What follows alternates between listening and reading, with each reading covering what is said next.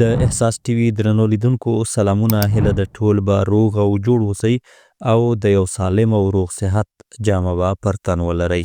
درنو لیدونکو تاسې ته بهتره معلومه ده چې احساس ټي وي چینل تل تاسې سره د افغانستان او نړۍ اړوند مهم تاریخي، کلتوري، ټکنالوژي، عمومي او جالبې پیښې او په نورو بیلابیلو برخو کې تاسې ته معلومات وړاندې کوي. په نن معلوماتي ویډیو کې تاسې ته د افغانستان په لالونو کې د یوې پټې خزانې واخان اړوند معلومات شریکوو. تاسې مو هم ملتیا وکړئ او تر شیبو مو وزغمئ.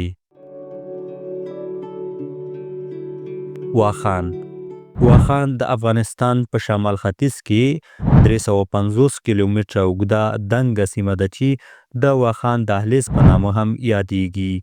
دا سیمه د پامیر غرونو په منځ کې پرته ده او د افغانستان د بدخشان ولایت برخه ده. واخان دهلیز یا واخان سیمه د افغانستان د خاورې یوه ځانګړې برخه ګڼل کیږي چې د تاجکستان، چین او پاکستان یعنی د چترال سیمې ترمنځ پرته ده. د واخان دهلیز شاوخوا 350 کیلومتره اوږدوالی او تقریبا 80 کیلومتره پلنوالی لري چې د پامیر غرونه یې په شمال او د هندوکش غرونه یې په جنوب کې واقع دي. په دې سیمه کې لږ خلک اوسیږي چې د واخي په نوم یادیږي او د واخي ژبه د پامیري ژبو یوه څانګه ده چې په دې سیمه کې پرې خبرې کیږي. دلته ډیری خلک مالداران دي او دودیز ژوند پر مخ وړي. اسلام د خلکو دین دی او اکثریت یې د اسماعیلیه مذهب پیروان دي. واخان دهلیز د 19مې پیړۍ د بریتانوي هند او تزاري روسیې ترمنځ د سیاسي رقابت په وخت کې رامنځته شو. دا سیمه د جغرافیوي موقعیت له پلوه بډایه زیرمو او طبیعي ښکلاو یو ستر ځای ګڼل کیږي. که پانګوالو ته فرصت ورکړل شي نو دا سیمه به د افغانستان یو تاریخي، کلتوري او اقتصادي مرکز جوړ شي. واخان د نفت، طبیعي ګاز او قیمتي ډبرې او نورې ګڼې زیرمې هم لري. دا زیرمې که سمې استفاده شي نو افغانستان ته اقتصادي پیاوړتیا او انقلاب ورکولی شي. دا سیمه افغانستان ته فرصت ورکوي چې د چین او پاکستان ترمنځ د سوداګرۍ یو لوی مرکز جوړ شي. د دې سیمې له لارې افغانستان کولی شي د سیمه ییزو او نړیوالو بازارونو سره وصل او سیال شي. که د واخان له سیمې چین سره په ترانزیټي لار باندې غور وشي او سړک جوړ شي نو د دې سړک جوړېدل به افغانستان ته اقتصادي، ستراتیژیک او ګڼې ګټې ورسوي. دا لاره به د افغانستان د ترانزیت او پانګونې یوه مهمه نقطه وګرځېږي.